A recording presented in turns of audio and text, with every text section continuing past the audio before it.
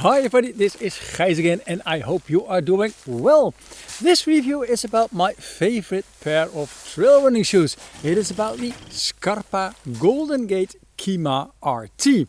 And in this video I will explain to you why after 2 years of use I love these trail running shoes so much.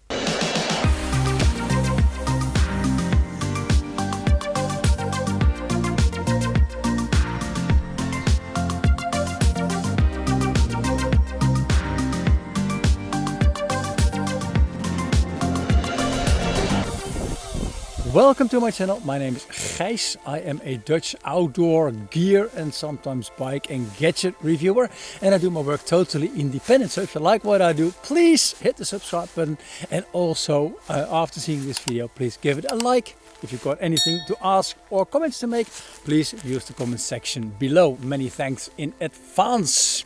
Now let's start with the Scarpas that I've been testing now for I think more than 2 years. Which is quite a pretty long period for trail running shoes. Just let's dive a little bit back in my trail running history, because when I started trail running I was only using normal running shoes, but because of my knees I don't like running on tarmac, my knees don't like running on tarmac. I started with running trails, and the first ones that I basically bought were these beautiful Essex. After the Essex I got the Salomons. They are very well known. To be honest, I have a pair of Salomons but with Gore-Tex inside them, so they're waterproof and breathable on my feet at the moment. And then they came, the Scarpa Golden Gate Kima RTs. And for the completeness of this story, it was the Dutch distributor, when I was testing a pair of Scarpa hiking boots, who pointed these shoes out to me and said, you will absolutely love them. So he sent them out to me and I've been using them ever since. And I can send them back after the review, but I doubt that anybody wants these shoes because they are pretty well worn by now. A little bit about the name of this Scarpa shoe. The Kima, it is called this way because it is a shoe that was designed for the Kima Trophy. And the Kima Trophy is a 52 kilometer long skyrun in the Italian Alps. And it's not only 52 kilometers long, it goes up 4,200 meters and it has a descent of 4,200 meters, so 8,400 meters altimeters in total, and that is quite a lot. Now in those 2 years that I have been testing these shoes, I've been testing them in the Netherlands, of course, and this, what you see in the backdrop, is one of my favorite running areas. It's in the place where I grew up. It's a forest, it's got heather, it's got a lot of small sort of hillies, and this is absolutely a nice environment. And I've been running also with this shoe, of course, in places where I went to the Alps. I've been in Sweden a couple of times. I even swam with the shoes because a part of Sweden where we were on holiday was flooded, together with my mate Brian. So I have a lot of experience by now with these shoes. What I always do when I start a review is tell you something about the weight and the sizing. Scarpa claims a weight of 580 grams in a UK 8, which is a size 42, as a pair. Of course, I put them on my precise calibrated scale at home and I measured a weight of 590 grams in a UK 8 size 42. Now the women's version, according to Scarpa, weighs a little bit less. It should be 510 grams for the pair in a UK size 5. One thing that you should be aware of, yes, 590 grams as I put it on my calibrated scale. That was measured when the shoes were not dirty yet, so that was when they were brand new. Now they're a little bit the same or almost the same, and that's just because of, well, some wear and tear, of course, and there is still some dirt on the shoes left. Now let's talk about the construction. The upper of the shoe it is made of basically 2 layers of synthetic material, and it's very hard to shoot with a camera because I needed to put a camera basically on the inside, and that's just not possible with the stuff that I have. But it looks like there is a mesh that has been sandwiched in between of 2 synthetic layers, and on the outside it almost looks like a print. You can see that it is a microfiber basically on the inside, which makes it a little bit soft, and on the outside it is a sort of synthetic rubber, and it looks like it is printed. But the pattern that you see on the outside, the shoe almost has got the same pattern on the inside, and that's where the mesh is basically sandwiched in between. Now then we go on to the sole.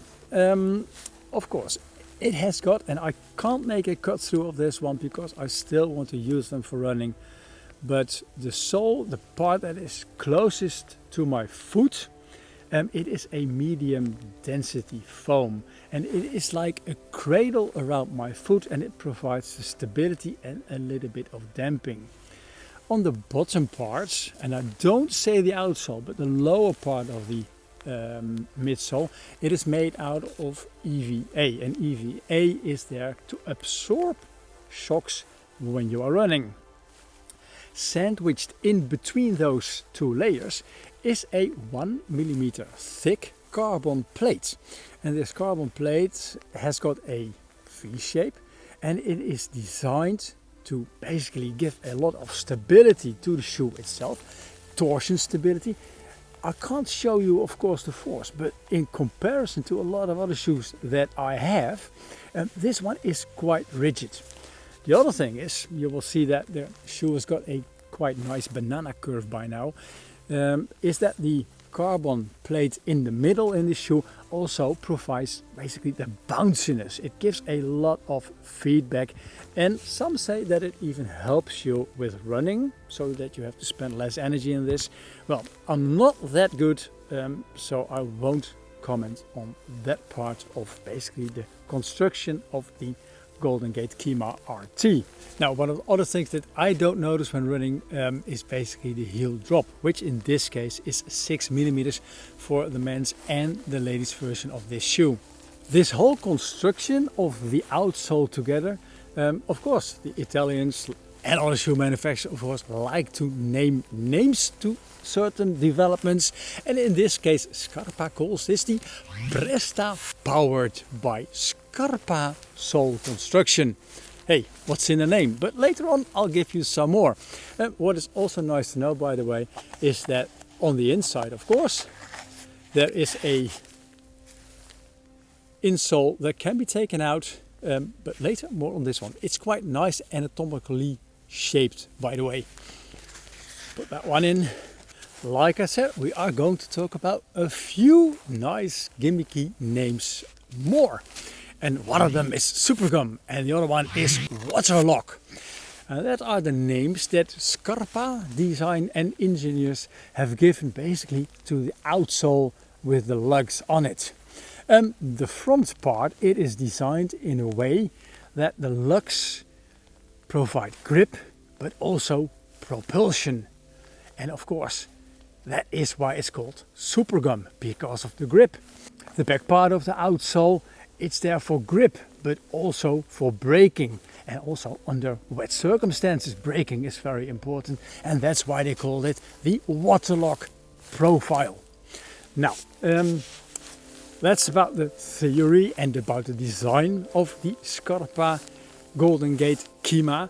But what about in practice? How did I experience this trail running shoe? Now, when I have been running on this shoe for over 2 years, I must like the shoe, and that's absolutely the case.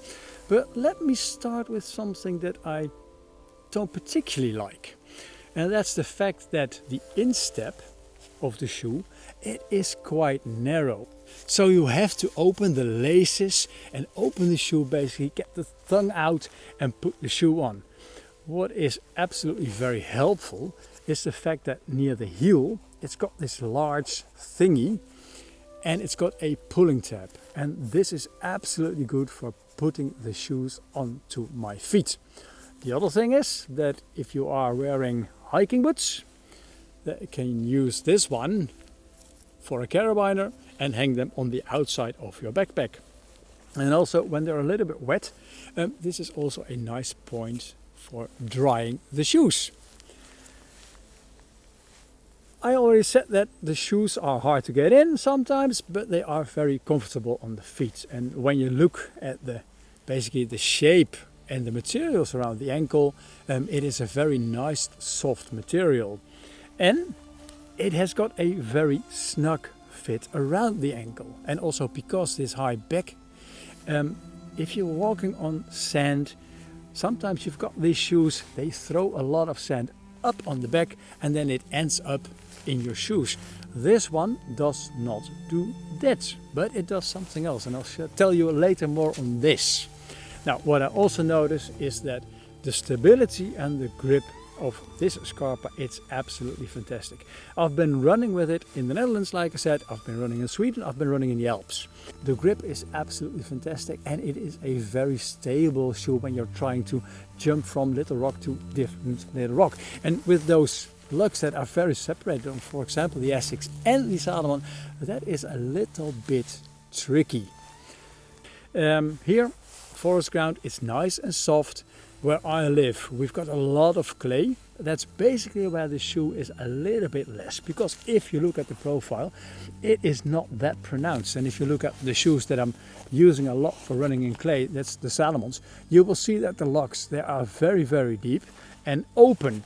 And if I take the Essex, you will see that these are even more open. So when I'm really going onto a clay surface or deep mud, this is a better profile for me. That's why I have different shoes. But in general, I like this profile a lot on these kind of circumstances. As I mentioned before, there is a lot of mesh on the forefront and on the sides of the Golden Gate Kima. And that's got a pro, or that is a pro in summertime when it's warm, because it is an absolute fantastic shoe regarding breathability. You will not get any sweaty feet. But when you're running in the morning on grass and it's summer and there's a lot of dew, yes, the water will go through and you will get wet feet. Now in wintertime it's a little bit different, because now I'm wearing a down jacket for a reason, and also a hat, and my fingers are getting quite cold, to be honest. These shoes are absolutely cold, so you need to wear winter socks. I don't really mind, because I don't get cold feet that often and not that fast. So for me this mesh, it's absolutely fine. And the good thing about this mesh is water can go in. It's a little bit wet. It's been raining a lot in the Netherlands.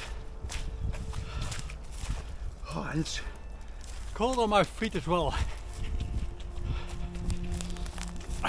Water can go in, but it goes out also very quickly, and that makes that the shoes remain light during a longer run.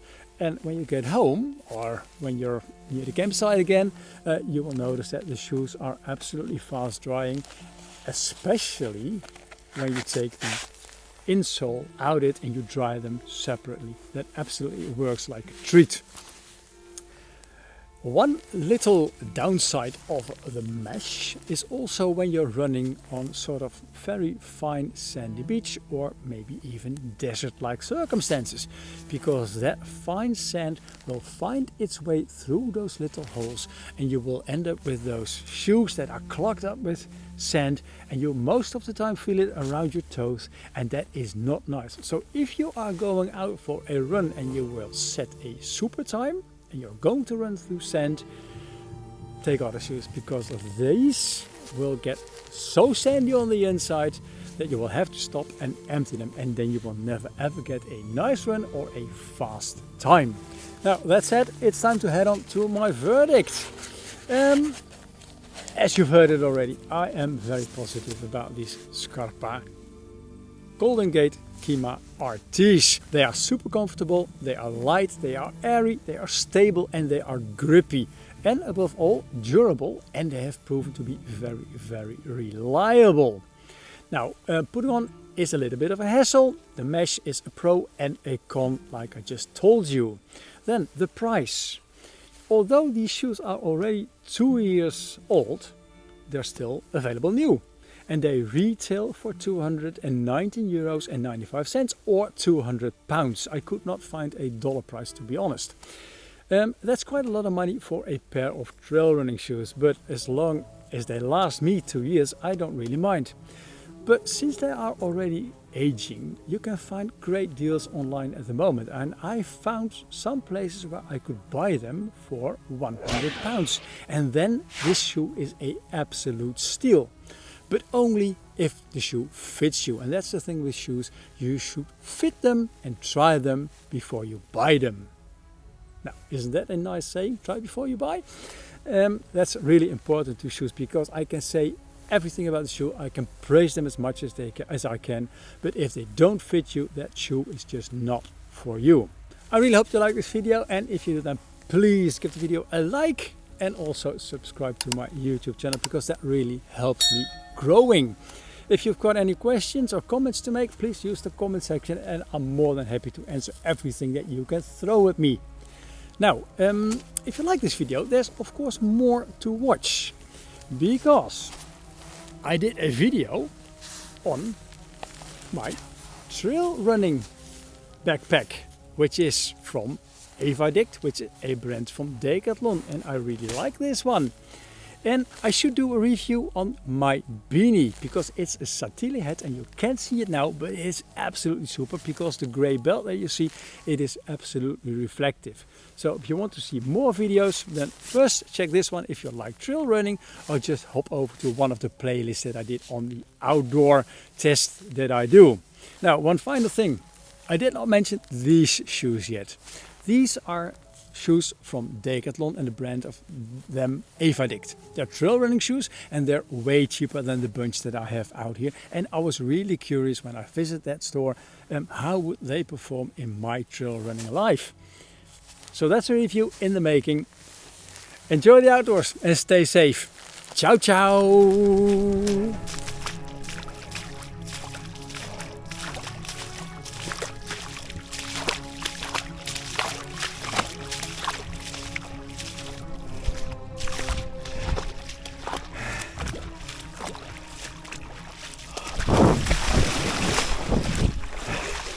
That was a ditch.